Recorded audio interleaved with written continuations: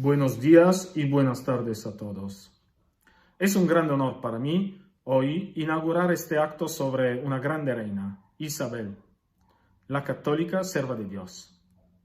Como presidente federal del Movimiento Internacional de Cultura y Tradiciones, Croce Reale, queremos honorar la memoria histórica de esta grande reina. Ella fue madre de España, madre de Europa y también de las Américas. Hoy puede ser un gran ejemplo por nuevas generaciones para las instituciones en un momento histórico así difícil que estamos viviendo con la pandemia y con la crisis económica. Su ejemplo fue grande. Y hoy, como hoy, es importante recuperar puntos de referimientos de nuestra historia. Por esta razón, tengo que dar la gracia también a toda la gente que ha preparado este acto, a nuestros colaboradores, delegados, a la coordinación de Croce Reale España y al doctor Don Carlos Ignacio Pareja González por su intervención muy preciosa. Muchísimas gracias. Este acto será el primero de lo que queremos hacer con el Congreso sobre Isabel la Católica, una mujer, una reina, una cristiana. Y por el año isabelino. Muchísimas gracias.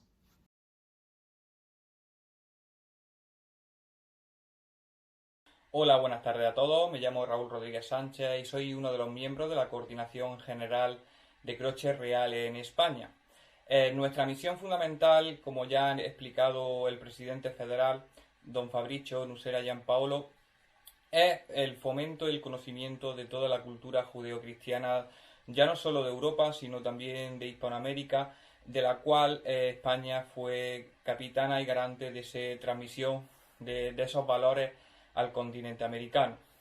Uno de nuestros pilares fundamentales es el Real Círculo Isabel I de Castilla y desde nuestra institución estamos organizando un congreso internacional sobre la figura de la reina Isabel la Católica, la sierva de Dios Isabel la Católica. La inauguración del Congreso Internacional Isabel I de Castilla tendrá lugar el próximo 26 de noviembre en la ciudad de Granada, en España, con una serie de actos que darán comienzo a este gran año isabelino que desde Croce Reale hemos convocado para ese conocimiento, para ese estudio profundo de nuestra amada reina. Muchas gracias, un cordial saludo y buenas tardes a todos.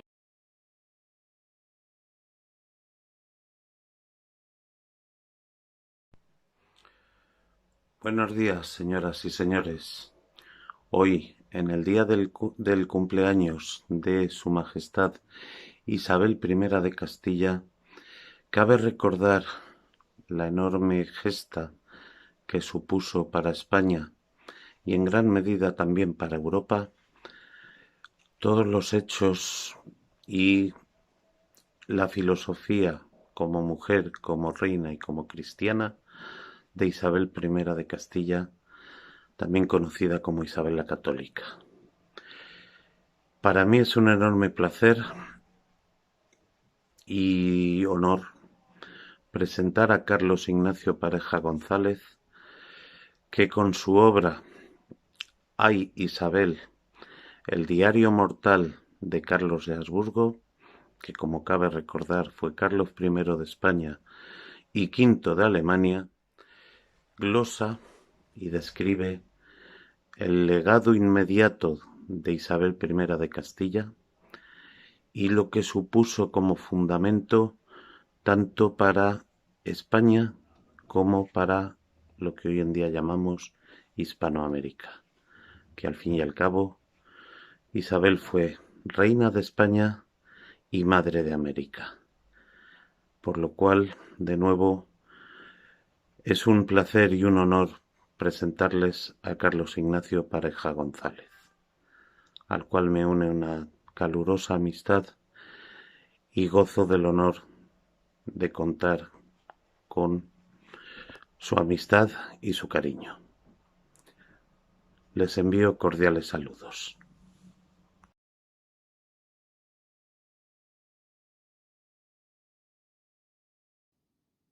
Buen día, me llamo Carlos Ignacio Pareja González y estoy encantado de saludar. Isabel de Castilla. Hoy es su día y vamos a honrarla en el recuerdo. Pero no sin antes expresar mi respeto a Croce Reale y mi agradecimiento a los organizadores de este evento. Excelentísimos señores, eminencias reverendísimas, señores académicos, profesores, doctores, señoras y señores. Vivimos tiempos complejos y convulsos. Una crisis azotó el mundo desarrollado desde 2008 y cambió muchos de nuestros modelos sociales de bienestar, ensanchando las diferencias entre los más afortunados y los menos favorecidos. Cuando tocaba estrechar las brechas, llegó una pandemia de un virus conocido hace más de 2 décadas y terminó de derribar nuestros modelos de convivencia. Gobernantes inteligentes, bien formados, sensibles y con convicciones firmes, sean esas las que sean, deberían ser capaces de diseñar un nuevo camino hacia el desarrollo, el bienestar social y sin menosprecio de la libertad, la justicia y nuestras tradiciones e idiosincrasia. En el siglo XV ya hubo en las tierras de Castilla una gobernante de raza y con una inteligencia política que permitió a la península ibérica salir con ventaja de la Edad Media y situar a sus herederos en el trance de afrontar la Edad Moderna con herramientas que les situaban en la cabeza del mundo civilizado de entonces. Su hija Juana y su nieto Carlos hicieron el resto para convertir un pequeño reino en un imperio. Isabel, infanta por nacimiento, princesa de Asturias y reina de Castilla, Aragón y Granada más tarde, es un ejemplo de los pocos que hay en la historia de la humanidad en los que alguien, una mujer, además, planifica, programa y ejecuta un plan político y de gobierno mirando al horizonte. Hoy se cumplen 570 años desde que un 22 de abril de 1451, y en una época que supuso un eslabón entre la Edad Media y la Edad Moderna, naciera una niña aparentemente frágil, como fruto de la unión de un rey de Castilla, don Juan II, y como curiosa coincidencia para mí, de su reina, doña Isabel de Portugal, homónima, compatriota y ascendente de la que más tarde, y con el mismo nombre, sería emperatriz de su nieto don Carlos de Aragón. Nació la infanta Isabel en Madrigal de las Altas Torres, una ciudad de importancia entonces y muy próxima a Ávila. Con solo 13 años se traslada a la corte de quien sucedió a su padre, su hermano el rey Enrique IV de Castilla, quien era, además de su hermano mayor, su protector y favorito. Y ya desde tan tierna edad, Isabel se debió mostrar con el carácter que la situaría en el lugar preferente que hoy ocupa en la historia. Porque, estimados amigos, Isabel, desde su nacimiento, tuvo que nadar siempre contracorriente.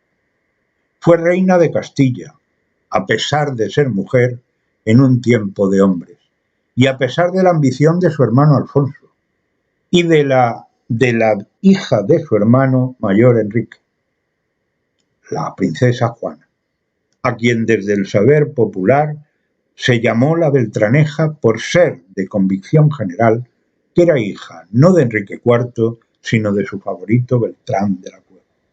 Pero también es curioso que finalmente tuviera que ser reina incluso por encima de su muy querido hermano Enrique IV, que tras ser derrocado y en plena guerra civil, decidió, después de haberla nombrado princesa de Asturias, deponerla y apoyar a la que según todos no era su hija, Juana.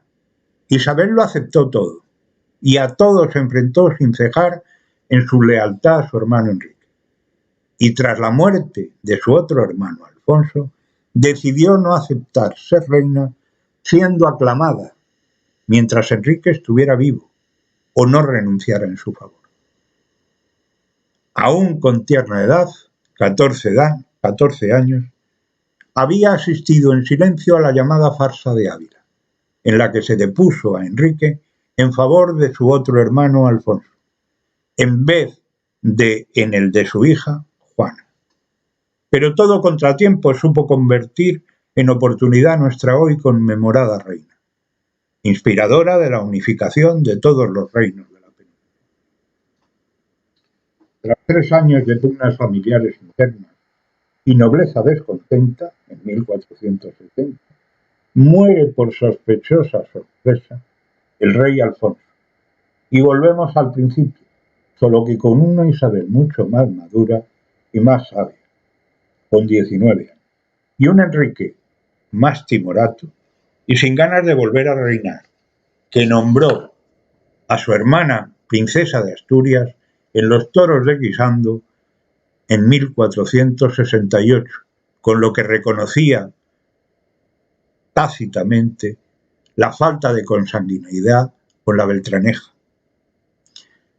Finalmente, fue una guerra civil en la que inicialmente nuestra protagonista de hoy contaba con muy pocos partidarios, la que debió decidir quién lideraría la modernización de Castilla y el intento de unificación, por matrimonios o guerras, de la península ibérica. Entretanto, el 19 de octubre de 1469, Isabel de Castilla había contraído matrimonio con don Fernando de Aragón, y además sin bula, eran primos, o con una falsa. Es decir, 3 años tuvieron tratos carnales incestuosos, según el pensar de aquel tiempo, los dos primos y reyes católicos. Unos esponsales, a pesar de todo, que resultaban inteligentes por ambas partes entre dos ambiciosos primos. Lástima que este enlace molestara tanto a Enrique IV y revocara como consecuencia su nombramiento de Isabel como princesa de Asturias en favor de la que en ese momento retomaba como, ahora sí, su legítima hija doña Juana. Con todo y con eso, al morir Alfonso, muchas ciudades castellanas proclaman a Isabel reina, pero aún así contaba con muy pocos partidarios. Y se abre un periodo de guerra civil, sin batallas, en las que cada una de las candidatas al trono se dedica a reunir apoyos entre nobles y plebeyos de las ciudades castellanas, hasta que Juana, que contaba con el apoyo de Portugal,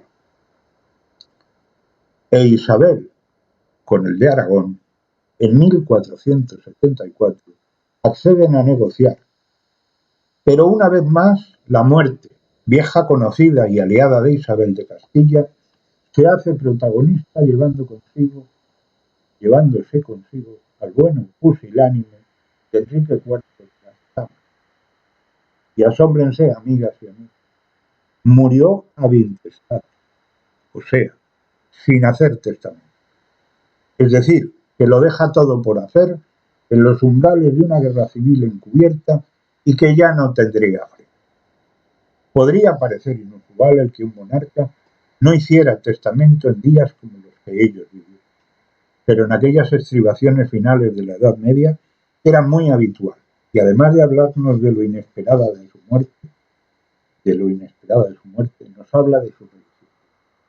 De hecho, era un tiempo en el que los eclesiásticos incluso tenían prohibido recibir o legar en testamento bienes que no fueran a su Santa Madre la Iglesia. Doña Isabel, en un nuevo gesto de inteligencia y a pesar de su juventud, se autoproclama reina de Castilla el 13 de diciembre de 1470. Mientras su marido, 4 años ya, en base a su descendencia directa de Juan I de Castilla, abuelo de Isabel, y al fuero aragonés, según el que las mujeres quedaban excluidas de la corona, reclama a su mujer su derecho, lo que puestos en 1475, imagínense, ponía a Isabel en una situación imposible y en puertas de iniciarse los enfrentamientos contra sus enemigos, los partidarios de Juan.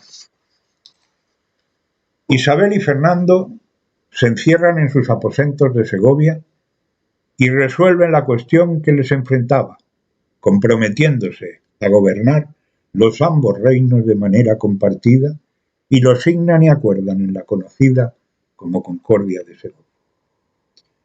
Libres ya las manos parten ambos reyes, in pectore, de Castilla y Aragón, sin serlo aún de tierra alguna, y obtienen primero la victoria en Toro en 1476 y por fin en Albuera en 1479. Doña Juana, la beltraneja ya para siempre, se rinde, firmando el Tratado de Alcasovas en 1479 y se retira a Portugal, a un convento, en donde siguió exigiendo ser tratada como reina de Castilla hasta su muerte. El final de la Guerra Civil coincide con la muerte de Juan II de Aragón, que convertía a don Fernando, y en virtud de sus acuerdos, a doña Isabel, en reyes de Castilla y Aragón, en los que a partir de ese momento tanto monta tanto Isabel como Fernando, ambos reyes, y ambos con carácter no de consortes, sino ejecutivo en todos los sentidos, característica que marcará su reinado y todo un estilo de gobernanza nunca conocido hasta entonces, y que más tarde serviría de modelo a su nieto Carlos de Habsburgo, el emperador del Sacro Imperio, César Máximo de los romanos y rey de Castilla, Aragón, Granada, Nápoles, Jerusalén, duque de Borgoña y de Milán, y soberano de otros 100 territorios, así como patriarca de las islas y tierra firme, más allá de la mar. Perdón.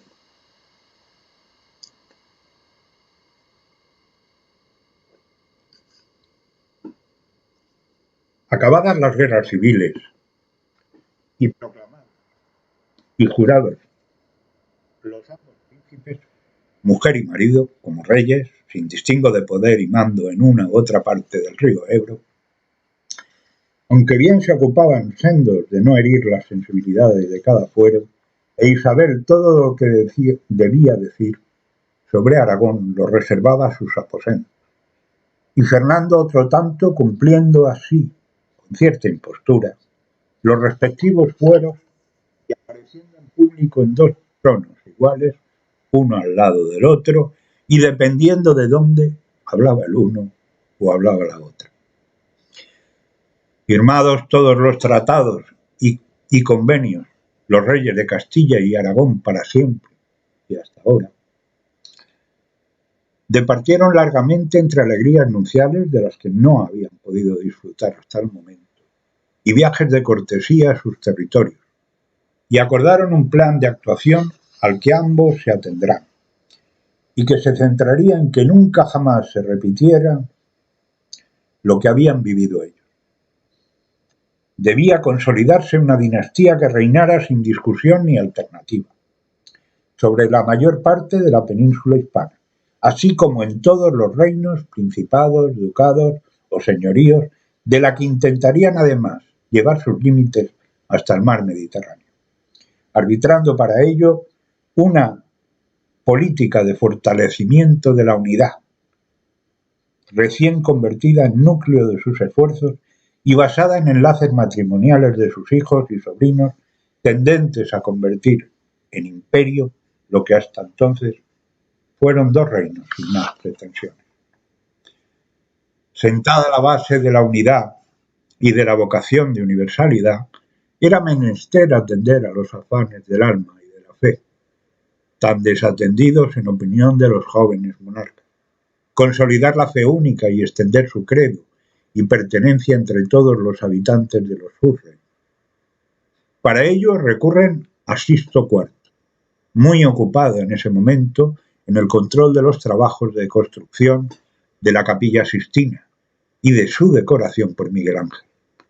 Y le piden que actualice, para sus reinos, el Santo Tribunal de la Inquisición del que Francia, por ejemplo, había disfrutado y siempre bajo la potestad de sus monarcas y en su ámbito territorial.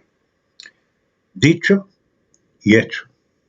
Sixto IV, el portador de las sandalias del pescador y ocupante de la sede apostólica, decretó una bula que creaba el Santo Oficio bajo la tutela y potestad de Isabel y Fernando, como tribunal eclesiástico con fuero propio, independientemente del episcopado. En su virtud nace el concepto de limpieza de sangre que tanto condiciona la vida pública durante siglos y que impide a judíos conversos o musulmanes acceder a cargos de responsabilidad o altos rangos de la nobleza, sin dejar de contar, por un tiempo, con su capacidad para la economía, la agricultura, la ganadería, la artesanía o para las ciencias y las artes.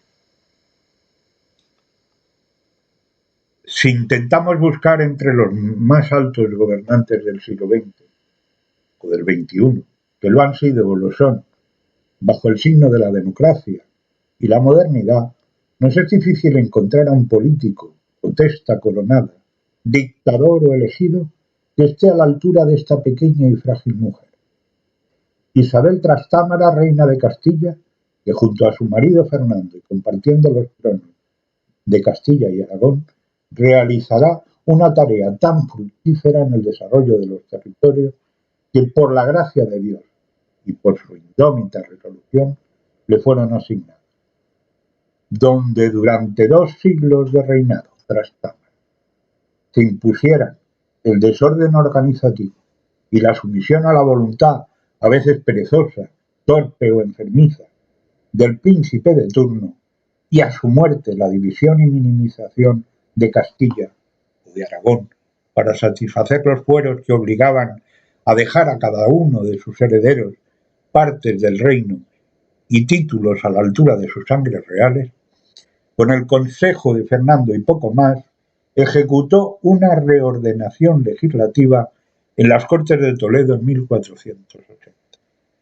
Promulgaron unas ordenanzas reales de Castilla, reformaron las finanzas de la Hacienda Real y del Ejército, y por fin, y no menos importante, unificaron la legislación de Castilla por las leyes de Toro de 1504 y con una compilación de fueros y privilegios de Aragón realizada en 1484 y completada, ya sin ella, en 1515. Crearon un ejército permanente y a sueldo, modernizaron la marina, también entregaron su esfuerzo a la regulación de la agricultura, la ganadería, las industrias y el comercio, o a las artes y las letras. Quizá ha llegado el momento de hablar de los 2 proyectos estrella del reinado de doña Isabel Trastámara, reina de Castilla. Son, en primer lugar, la campaña de conquista del sur de Castilla, el reino de Granada, y en ello empeñó el mejor de sus esfuerzos, sin perder nunca el norte de que no se convirtiera en la sangría de Castilla, y a ello se dedicó desde 1480, dejando en manos de su más experimentado militarmente esposo el mando de las fuerzas que lo harían posible, pero sin olvidar nunca que ella era la reina de Castilla. Culminó estos afanes el 2 de enero de 1492 con la toma, sin derramamiento de sangre, de la Alhambra, sede de la corona nazarí. La segunda meta, en este caso inesperada, surge en el campamento de Santa Fe, durante el sitio de Granada, cuando un marino genovés, Cristóbal Colón, procedente de Portugal, de donde había sido despedido sin conceder las mercedes que requería, y le planteó a sus majestades su convencimiento de que existía una ruta mucho más corta y segura para llegar a Asia, e Isabel asumió el liderazgo del proyecto con su propio patrimonio personal y más valioso, su joyero. Con ese fin se firmaron las capitulaciones de Santa Fe. El 17 de abril de 1492, en las que se hacía el reparto de los beneficios de la expedición que partió de Palos en ese mismo año. Al año siguiente, 1493, el Papa Alejandro VI otorgó a Isabel y Fernando la soberanía de las tierras descubiertas más allá de la mar Océana, y en 1494 el título de Reyes Católicos.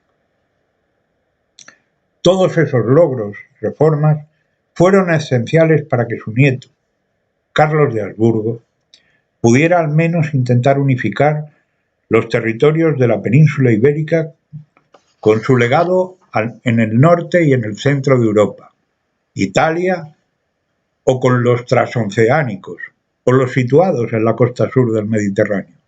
Conseguirlo es otro tema que podrían ustedes dilucidar más fácilmente en su Diario Mortal de Carlos de Habsburgo, que resulta ser mi última novela titulada A Isabel.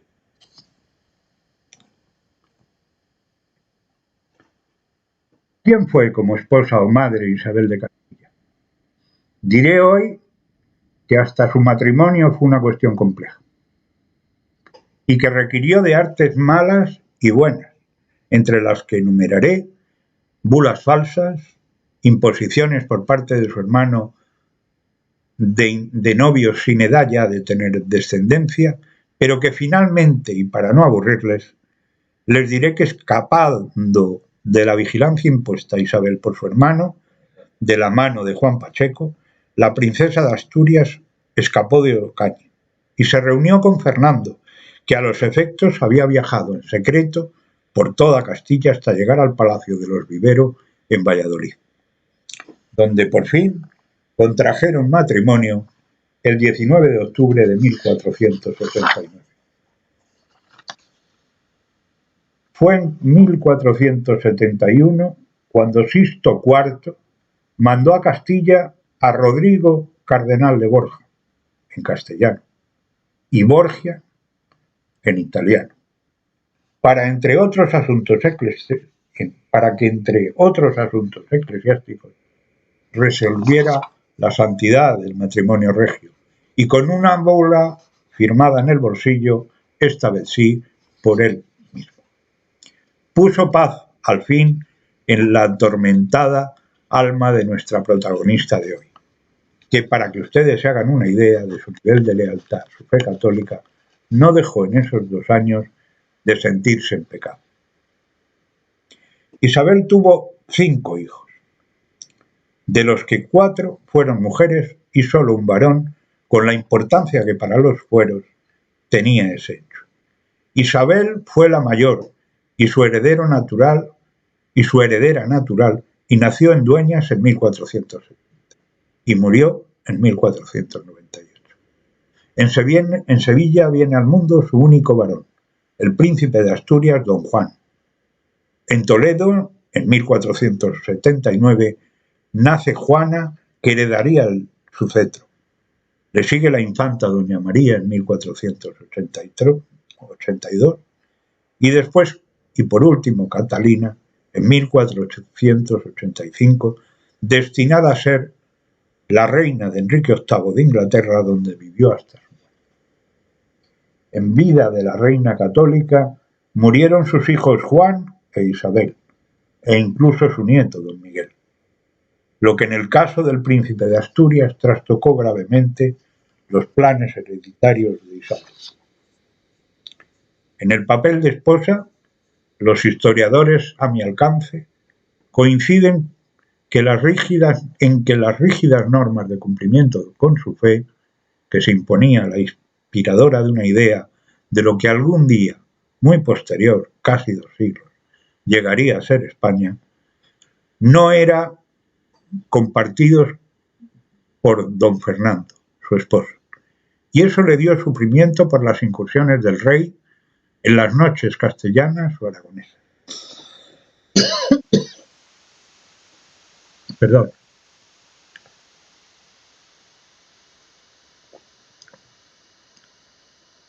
Cumplidas las misiones que se había impuesto y angustiada por la muerte de sus hijos y por la creciente distancia emocional de don Fernando, de quien ella nunca dejó, en mi opinión, de estar enamorada, Isabel cae enferma.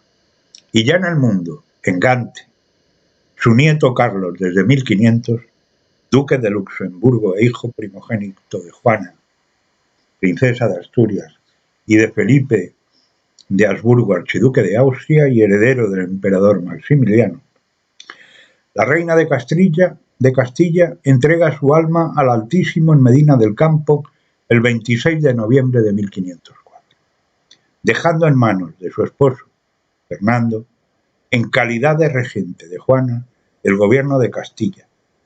Pero esa es otra historia. En mi humilde opinión, solo hay una manera de juzgar el gobierno de un príncipe, o de un gobernante cualquiera, y no es otra que comparar los reinos recibidos con los que lega a sus herederos, el bienestar de sus súbditos, o su desgracia, la seguridad de sus fronteras y el respeto de sus vecinos, la cohesión de sus territorios y la justicia en sus tribunales. Si con esta medida miramos el gobierno de Isabel, no podremos sino ensalzar sus muchos trabajos y logros que ensombrecen los errores cometidos siempre por su afán de servir a Dios, a veces hasta más allá de donde Él seguramente nos pide. Isabel recibió, o mejor dicho, tomó una cuarta parte de la península ibérica, Castilla, y mediante matrimonio elegido por ella, y a pesar de todos, le sumó otra cuarta parte, Aragón. Tomó, mediante un asedio inteligente que no sangriento demasía, otra cuarta parte, el reino de Granada, lo que quedaba ya de Al-Ándalus. Y tenía sentadas las bases de la anexión de la última cuarta parte, Portugal, mediante una inteligente política de matrimonios y de la misma manera la armonía con Inglaterra. Sus relaciones con el Vaticano fueron siempre las lógicas que cabía esperar de una buena hija de Dios, pero sin doblar las rodillas. Y finalmente, en el horizonte, gracias al matrimonio de su hija Juana con Felipe de Habsburgo, podía soñar, tras la anexión de las Américas, que su hija y yerno, y luego su nieto, gobernarían un imperio donde nunca será el sol. Muchas gracias.